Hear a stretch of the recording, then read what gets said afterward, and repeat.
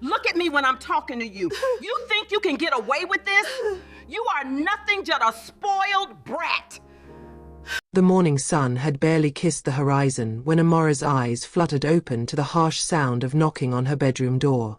She glanced at the clock. 4 a.m. exactly. Her body ached from yesterday's labor, but she knew better than to delay. Mama Uju's voice pierced through the wooden door like a knife. Amora, are you still sleeping? What kind of wife are you? She scrambled out of bed, her husband Chidi still snoring beside her, oblivious to the morning tyranny. In the 3 months since their wedding, this had become her routine. While the rest of the Okafor household slept in their comfortable beds, Amora swept, mopped, cooked, and served.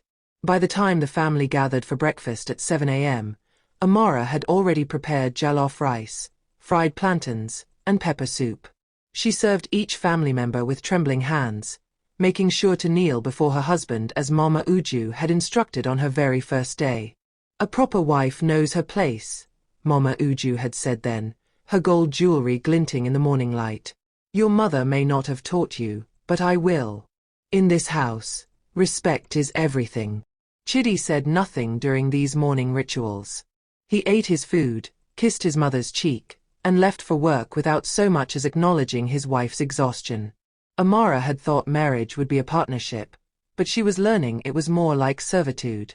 The pepper soup is too salty, Mama Uju announced, pushing her bowl away. Did your mother not teach you how to cook? I'm sorry, Mama, Amora whispered, her head bowed. Sorry doesn't fill the stomach properly. You will remake it. After the family dispersed, Amora cleaned the dining room, washed the dishes, and began preparing lunch. Her hands were raw from constant work, her back perpetually sore. She wondered if this was what her mother had endured in her own marriage, and if so, why no one had warned her.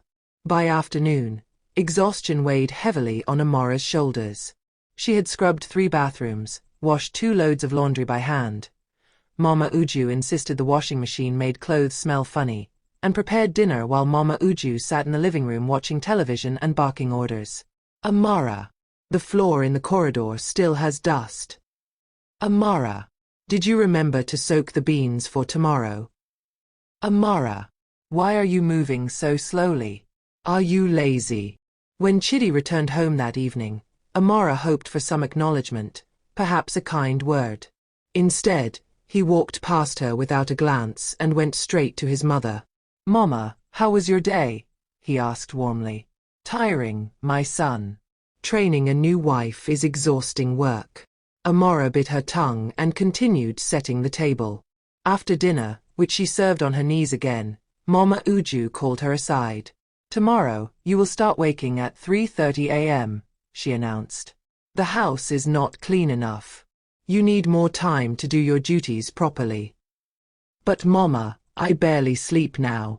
Are you talking back to me? Mama Uju's eyes flashed with anger. Is this how you were raised? To disrespect your elders? No, Mama. I'm sorry. You should be. Chidi, tell your wife what happens to disrespectful women in this family. Chidi looked uncomfortable but said nothing in Amora's defense. Just do as my mother says, Amora. It's easier that way.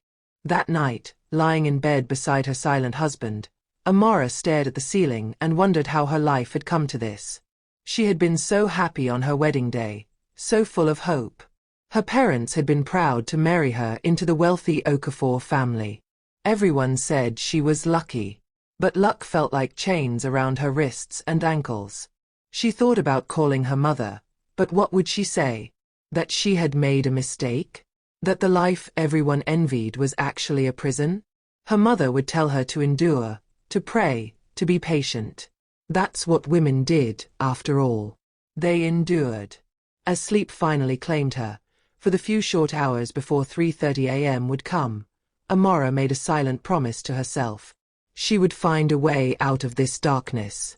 She didn't know how, but somewhere, somehow, there had to be a way to reclaim her dignity. She just had to survive long enough to find it. Oh no. Amora is being treated like a slave in her own marriage. Waking at 4 a.m. kneeling to serve. And now Mama Uju wants her up at 3:30 a.m. If this is making you angry, smash that like button and subscribe to Folktales by Inayah. Drop a comment. Have you ever seen this kind of treatment? What should Amara do? The next part shows things getting worse before they get better. Share this video. Turn on notifications. 3 more months passed, and Amara felt herself disappearing. The woman who had walked down the aisle with dreams and hopes was fading, replaced by a hollow shell that moved from task to task like a machine. Her hands were perpetually cracked and bleeding from harsh detergents. Her back ached constantly. Dark circles ringed her eyes from lack of sleep. But worse than the physical pain was the emotional toll. Chidi had become a stranger, or perhaps he always had been, and she'd been too blinded by love to see it. He never defended her, never questioned his mother's treatment, never even asked how she was feeling. One morning, after a particularly harsh scolding about burnt toast, Amara finally broke down in the kitchen. Tears streamed down her face as she gripped the counter, her body shaking with silent sobs. "Are you crying?" Mama Uju's voice cut through her grief. "What do you have to cry about? You live in a big house, wear nice clothes, have a husband who provides for you. Some women would kill for your life." "I'm sorry, Mama," Amara whispered, wiping her tears quickly. "Sorry, sorry, sorry. That's all you say. But you never change. You never improve." Mama Uju stepped closer, her voice dropping to a menacing whisper. "Let me tell you something, girl. In my day, we didn't cry. We worked. We understood that a woman must prove herself worthy of her husband's family. You modern girls think marriage is about love and happiness. It's not. It's about duty and respect." "Yes, Mama. Now clean up this mess and remake the breakfast. And stop crying. It's pathetic." Later that week, Amara's sister, Obioma, came to visit. It was the first time since the wedding that Amara had seen any of her family. When Obioma saw her sister, thin, exhausted, with sadness etched into every line of her face, she was horrified. "Amara, what has happened to you?" she whispered when they were alone in the kitchen. "Nothing. I'm fine." "You're not fine. You look like you haven't slept in weeks. Are they treating you well?" Amara wanted to confess everything, to pour out all the pain and humiliation. But what good would it do? Obioma couldn't help her. No one could. "I'm just adjusting to married life," Amara said with a forced smile. "It takes time." But Obioma wasn't fooled. When she left, she hugged Amara tightly and whispered, "If you need me, call me. Day or night. Promise me." "I promise." After Obioma's visit, Mama Uju seemed to sense that Amara might have complained. She became even more demanding, more critical, more cruel. "Your sister looked at me with such disrespect," she told Amara. "Is that what you've been telling your family? That I'm a wicked mother-in-law?" "No, Mama. I would never." "You better not. Because if I hear any rumors, any whispers about this family, you will regret it. Do you understand?" "Yes, Mama." That night, Amara lay awake long after Chidi had fallen asleep. She thought about running away, about packing a bag and returning to her parents' house. But the shame of a failed marriage would destroy her family's reputation. She thought about confronting Chidi, demanding he stand up to his mother. But she knew he wouldn't. He was too comfortable with the way things were. She felt trapped, powerless, invisible. But then, a strange thing happened.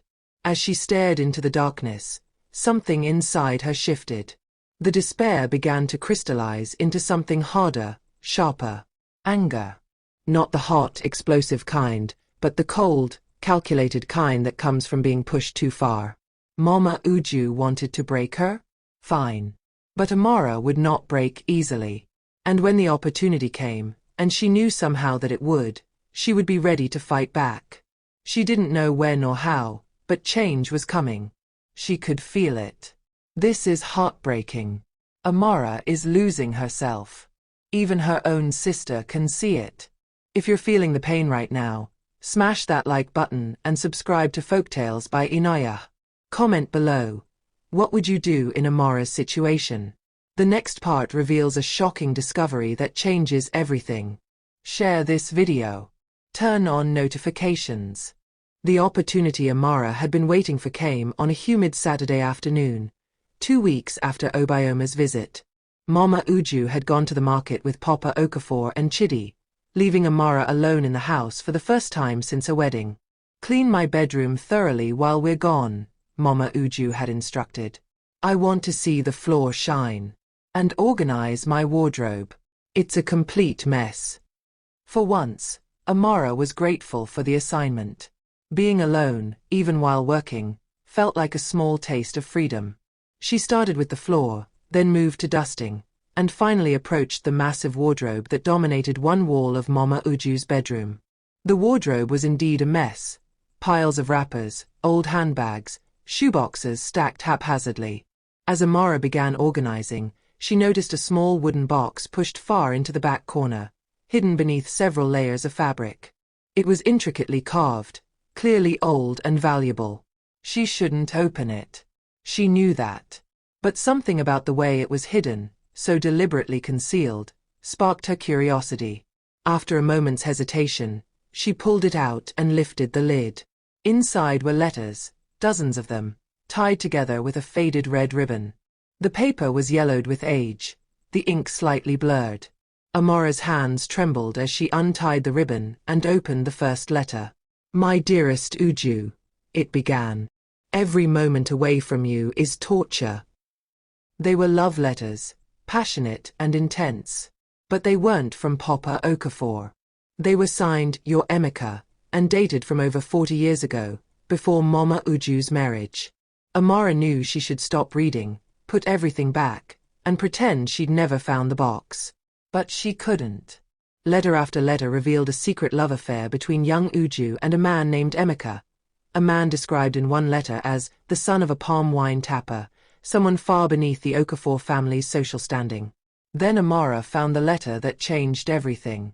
It was shorter than the others, written in a shaky hand, and dated just months before Mama Uju's marriage to Papa Okafor.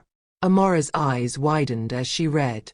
My beloved Uju, I understand why your family has forbidden us from seeing each other. I am not worthy of you in their eyes. But our son, our beautiful Ifani, he is worthy of everything. I know you are being forced to give him away, to pretend he never existed. I know they are sending you to Enugu to hide the shame. But please, my love, remember that what we created was not shame.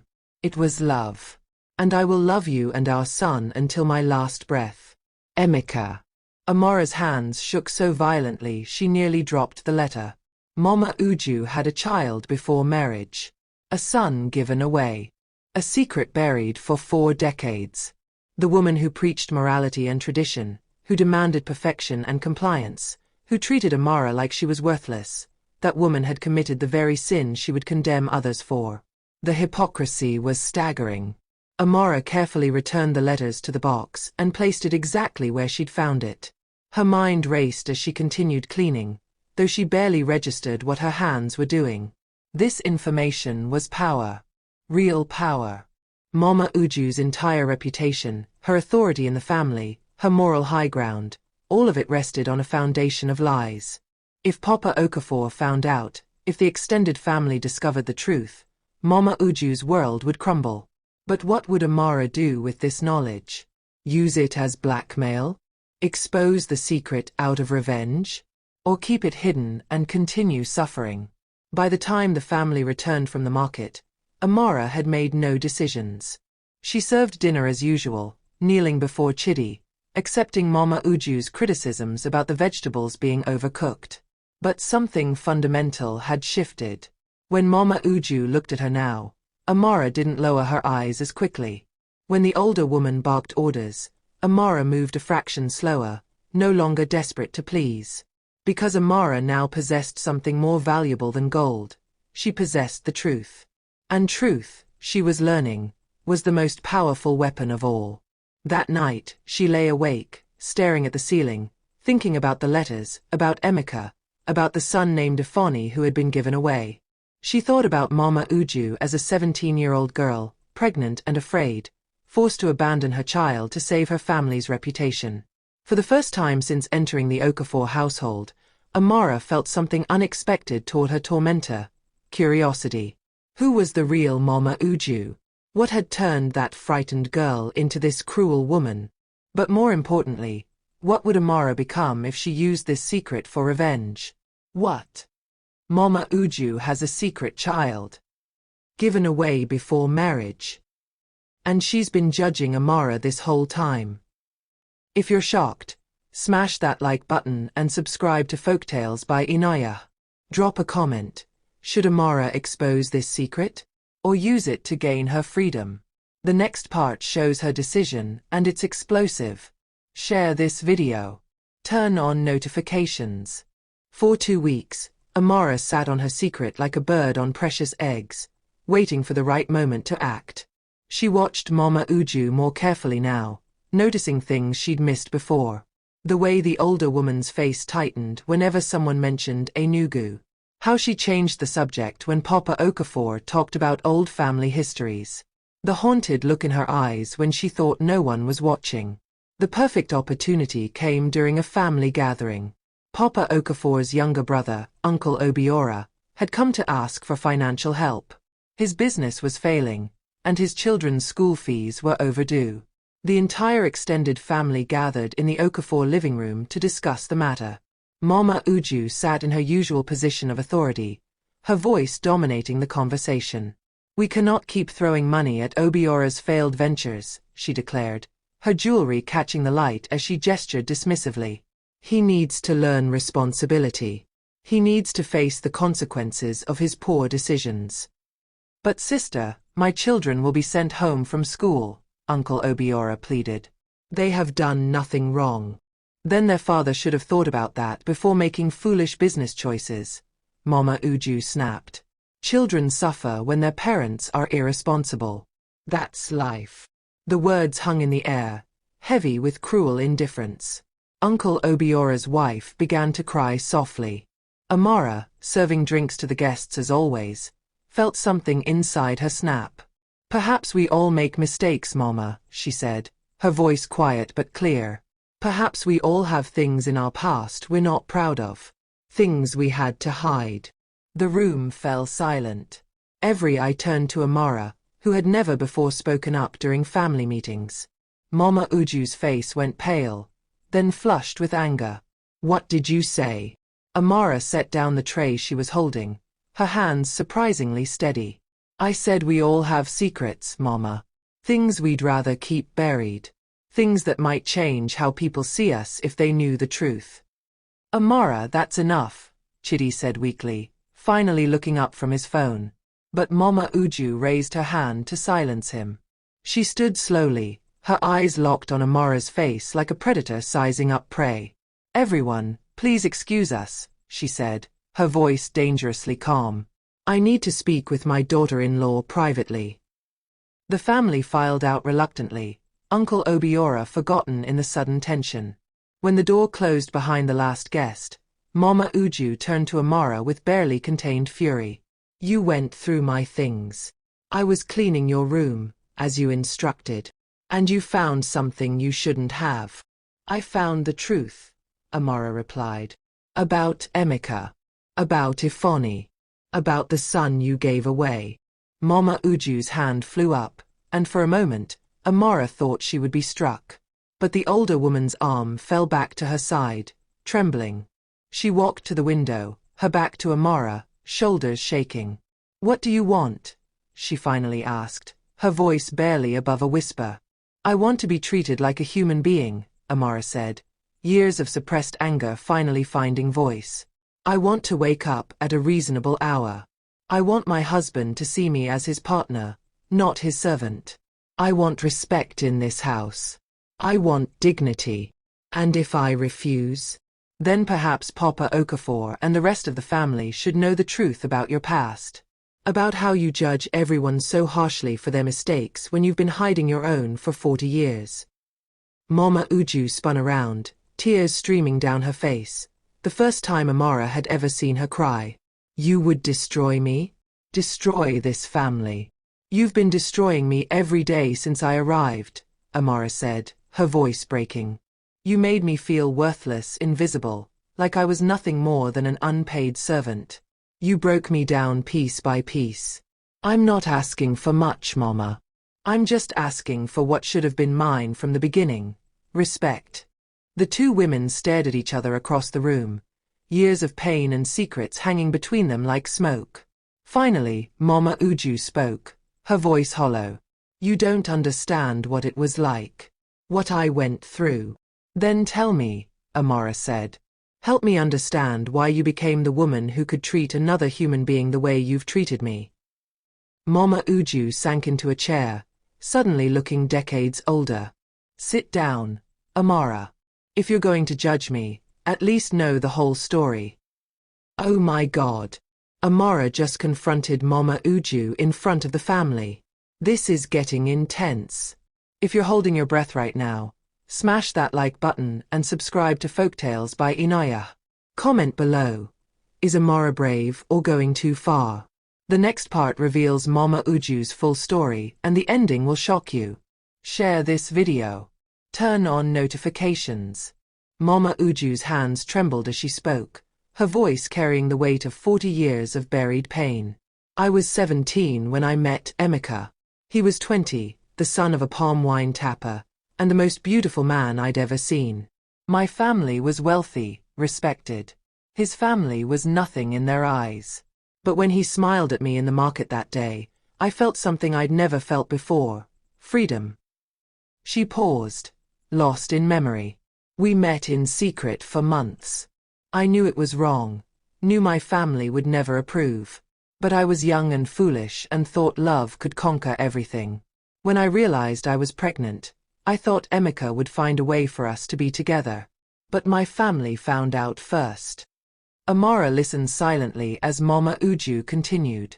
They were horrified. Not just disappointed. Horrified. My father said I had brought shame on the family name. My mother cried for days. They sent me to my aunt in Enugu to hide the pregnancy. I wasn't allowed to see Emeka, wasn't allowed to tell anyone the truth.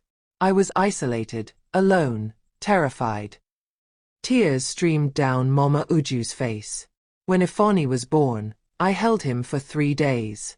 3 days to memorize his face, his smell, the sound of his cry. Then my family took him away. They gave him to a childless couple in a distant village and told me to forget he ever existed. They said if I ever spoke of him, I would be disowned completely. What happened to Emeka? Amara asked softly. He tried to fight for us. He came to my father's house, demanding to see me and our son. My brothers beat him and threatened to kill him if he ever came back. I heard later that he left the village entirely, heartbroken. I never saw him again. Mama Uju wiped her eyes. 6 months later, my family arranged my marriage to Okafor. He was older, wealthy, from a good family. He knew nothing about Ifeanyi, nothing about Emeka. I became his wife and spent the next 40 years building a perfect image. The perfect wife, the perfect mother, the perfect Christian woman. Every day, I buried my pain deeper. And every day, the weight of that secret crushed me a little more. She looked directly at Amara. When you came into this house, young, hopeful, full of dreams, I saw myself before everything went wrong. And I hated you for it. I wanted to break you before life did. I wanted you to understand that dreams don't matter, that love doesn't matter, that all that matters is survival and reputation. But why make me suffer for your pain? Amara asked. Because I'm a coward, Mama Uju said simply. Because it was easier to be cruel to you than to face what I'd become. Because if I broke you, then maybe I could convince myself that I was right, that this is just how life is for women, and there's no other way. The room fell silent. Amara felt her anger dissolving, replaced by something more complex. Sadness for the girl Mama Uju had been, confusion about the woman she'd become, and uncertainty about what should happen next. I won't tell your secret, Mama, Amara finally said. Not because you've earned my silence, but because I'm not the person you tried to make me. I won't destroy someone else just because they tried to destroy me. Mama Uju looked up, surprise evident on her face. Why would you protect me after everything I've done to you? Because hurt people, Amara replied. And I refuse to continue that cycle. But things must change, Mama. I won't live like this anymore. Over the next hour, the two women talked. Really talked, for the first time since Amara had entered the house. They negotiated a new arrangement, reasonable hours, shared household duties, respect, and dignity. Mama Uju even agreed to speak to Chidi about his role as a husband. But the most surprising thing happened 3 days later. Mama Uju called a family meeting and, with trembling voice and tears, revealed her secret to Papa Okafor and her children. The room erupted in shock, but Amara stood beside her mother-in-law, a silent show of support. Papa Okafor was quiet for a long time. Then he crossed the room and took his wife's hand. 40 years you've carried this alone, he said. We find our son together. What followed was a journey of healing. The family hired a private investigator. They searched through old records. They followed every lead. And 6 weeks later, they found him, Ifani, now a 42-year-old teacher in Enugu, married with 3 children of his own. The reunion was the most emotional day in the Okafor household's history. Mama Uju and Ifani held each other and wept. The family embraced their new brother, uncle, cousin. Even Chidi, who had been so distant from Amara, began to see his wife with new eyes, as the woman who had saved his mother from a lifetime of silent suffering. I'm sorry, he told Amara one night. For everything. For not protecting you. For not seeing you. We're all learning, Amara replied, taking his hand. What matters is that we're changing. Months later, as Amara watched Mama Uju play with Ifani's children in the garden, she reflected on the journey that had brought them all here. She had entered this house as a frightened bride and found strength she never knew she possessed. She had discovered a secret that could have been used for revenge but chose instead to use it for healing. The bride price traditionally paid in her culture had been money and gifts. But the real bride price she had paid was far more valuable. It was paid in courage, in standing up for herself, in choosing compassion over cruelty even when she had every right to be cruel in return. She had paid the bride price of tears, both hers and Mama Uju's, and what remained was hope. Hope that other women would find their voices. Hope that families could heal from their secrets. Hope that dignity and respect could replace tradition and control. The Okafor household would never be the same.